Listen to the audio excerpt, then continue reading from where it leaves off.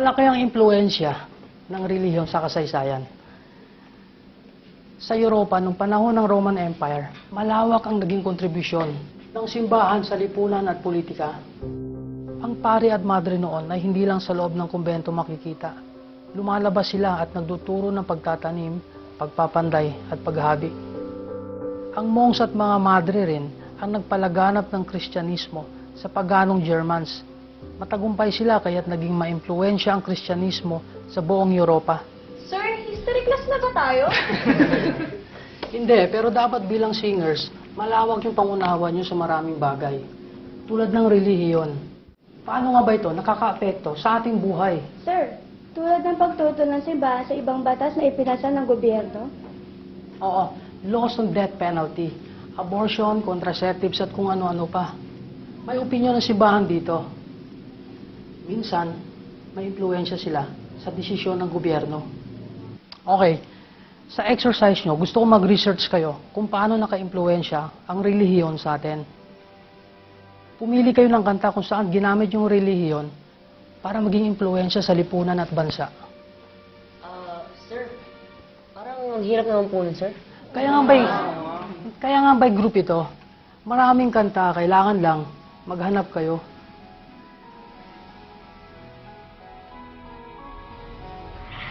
Nay, nakausap mo ba si Mike? Hindi pa, bakit? May problema ba? Nakausap ko nung isang gabi. Na problema. Wala daw siyang trabaho. Sus, hindi naman niya dapat iniisip yun. Ewan ko ba kung bakit hirap yan maghanap ng trabaho si Mike. Magaling naman siya nurse. Kasi pag naman siya, lahat na ina-applyan niya, hindi siya matanggap.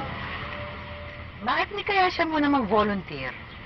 Diba lagi na lang siya nagbo-volunteer sa ospital? Siguro, nawala na rin ng gana. Marami naman siya natutulungan eh. Yun na nga Siguro, nag-aalala siya. Kasi tulong na lang siya ng tulong, wala namang perang kapalit. Talagang mapapagod siya kung maghihintay siya ng kapalit. Sasuggest ko kaya sa kanya na mag-medical mission muna siya. Tanay ko nga yung kumari ko, baka meron silang medical mission next month. Sige nga, Nay. Gawin natin yan.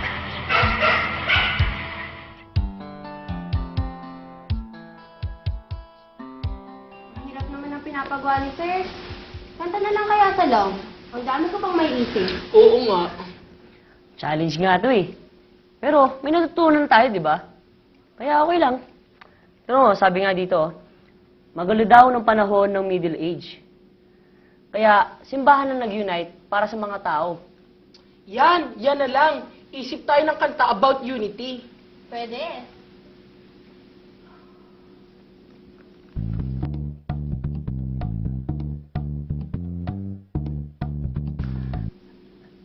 Wala pa rin akong maisip eh. Ako rin. Ang hirap. Kung sa mga Muslim kaya, paano nakaka-influensya ang relihiyon sa kanila?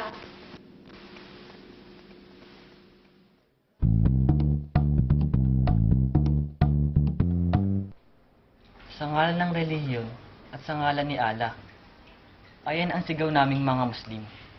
Ang iba pa nga ay handang mamatay para kay Allah. Mula sa pagising sa umaga, pagtulog sa gabi, pananampalatayang iniikutan ng buhay namin. Pati sa pagkain niyo, di ba? Hindi kayo kumakain kapag hindi halal. Ano nga yun? Halal, ibig sabihin, ang paggawa ng pagkain ay sinasama ng dasal at pag-aalay kay Allah. Bukod sa banal ang preparasyon nito, hindi ito sinasama ng bawal na sangkap. Tay, nakausap ko yung kumari ko. Meron din silang medical mission sa susunod na linggo sa Bicol. Magandang balita yan O ano, nakausap mo na ba si Mike? Hindi pa nga pero babalitaan ko siya. Nay, di ba nakasama ka na rin sa medical mission? Oo, tay, pero hindi medical mission. Pero konektado sa simbahan. O anong ginagawa nyo? Tinutulungan namin yung mga kababaihan na naging biktima ng pang-aabuso. Nagbibigay ang simbahan ng counseling at livelihood opportunities para sa kanila. Pag-asa na rin ang pagpabagong buhay. Marami kayong natutulungan. Aba, oo, tay, pero alam mo ba, mas nakatulong ito sa akin dahil lumawak ang pangunawa ko sa kalagayan nila. Sana, subukan ni Mike ang medical mission, ano? Pila lang po. Hindi po tayo makapagsisimula kung hindi tayo pipila. Ate, dito lang po ang pila. Sige po. Pila lang po. Mike, okay lang bang tumulong ka sa registration? Ang daming tao mukhang hindi ko kakayanin mag-isa. Sige po, ate, okay lang po. Ano pa bang makatutulong ko sa inyo? Oh, Mike, pakiguide po yung nasa likuran. Sige po, sige po. Pagkataon ko lang makarating ako rito para makapagpatingin ako sa doktor. Kaya ako'y nagsadya.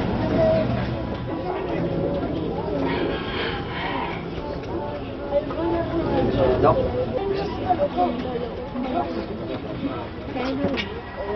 Ano po nararamdaman niya, Lai? Yung malalim ba?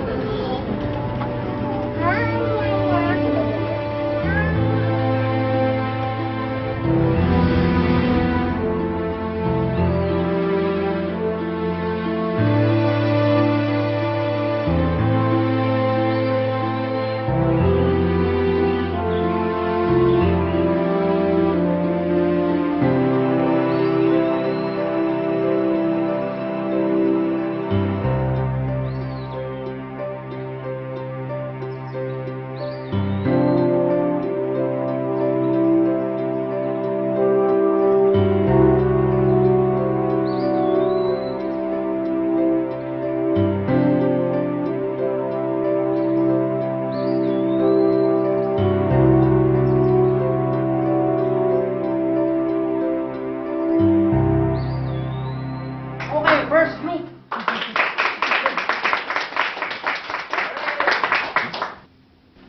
May nagsasabing relihiyon daw po ang dahilan kaya maraming gulo. Pero sa tingin ng grupo namin, hindi relihiyon ang problema, kundi iyong maling pagkakaintindi ng mga tao sa kanilang paniniwala. Itinuturo ng simbahan na magmahal tayo ng ating kapwa. Magmahal upang magkaroon ng kapayapaan at katarungan. Sana laging pag-ibig ang manahan sa ating mga puso.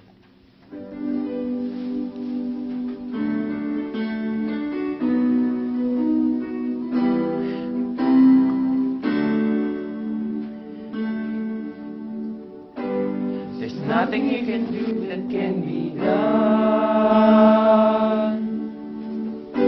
There's nothing you can say that can be sung. Nothing you can say, but you can learn how to play the game. It's easy. There's nothing you can make that can be made. No one can say that can be said.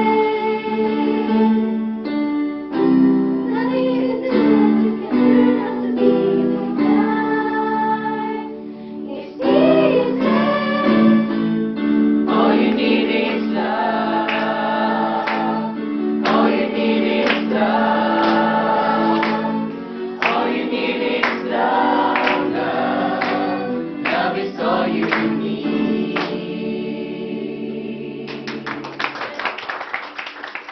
Sige po, pila lang po tayo. Pila lang po. Pila lang po. Kuya, excuse po. Pwede po ba kami ng anak ko dyan? Siyempre naman po, ate. Bakit ang po hindi? Kasi po, hindi kami Kristiyano eh. Naku, ate, hindi po kami pumunta dito para sa relihiyon.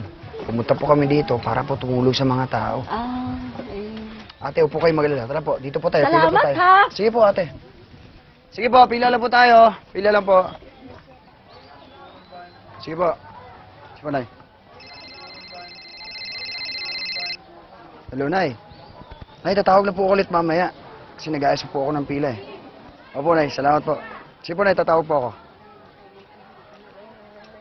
Sige po, pila lang po tayo. Nay, kailan nga po pala ang balik ni Kuya? Sa linggo daw, Medical mission po yan, Nay, no? sa Bicol. Nay, speaking of mission, pwede niyo po ba akong tulungan? Di po ako makaisip ng kanta para sa Glee Club namin, eh. Anong theme? Basta daw po tungkol sa religion. Yung mission nito na mapabuti ang buhay ng tao. Halimbawa, Yung binigay pong halimbawa, yung tungkol po sa medieval times sa Europe. malaki daw po ang naging impluwensya ng simbahan sa mga tao. Nangyari daw po yun noon, pati ngayon nangyayari pa rin po.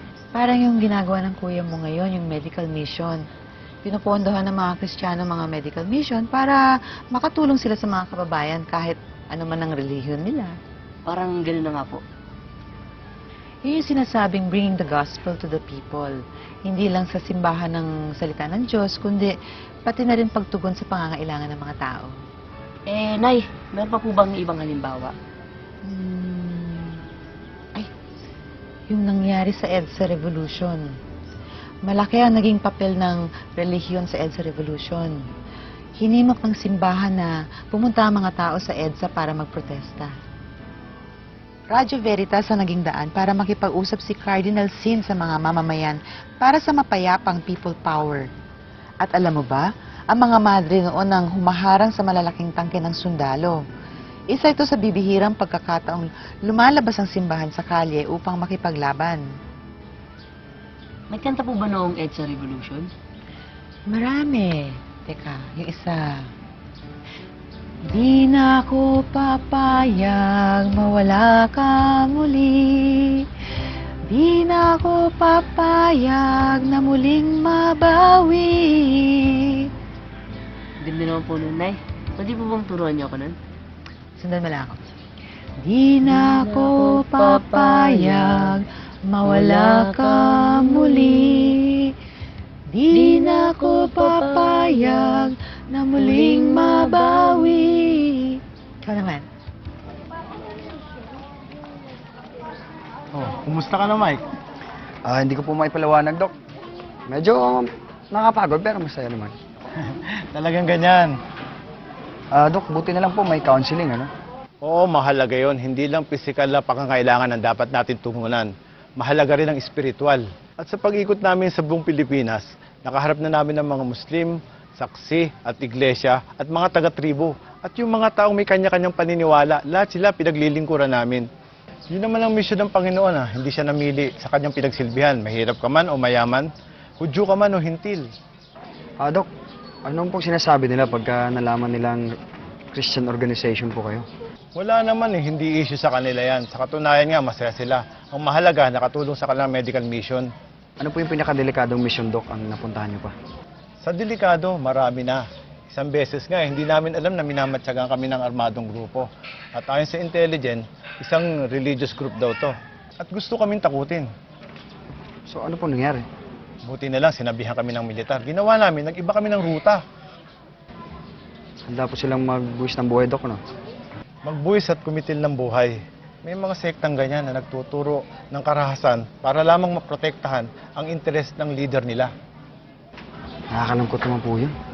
Oo, dasal lang talaga. Yan ang proteksyon natin para magawa natin ang misyon natin. Dok, salamat nga po pala, ha? Para saan? Kasi po nakasama po ako dito. Wala yun. Gusto mo sa susunod, sa tawi-tawi, sama ka? Sige po, Dok. Exciting po yun. Okay, call ka. Opo. Salamat po, Dok.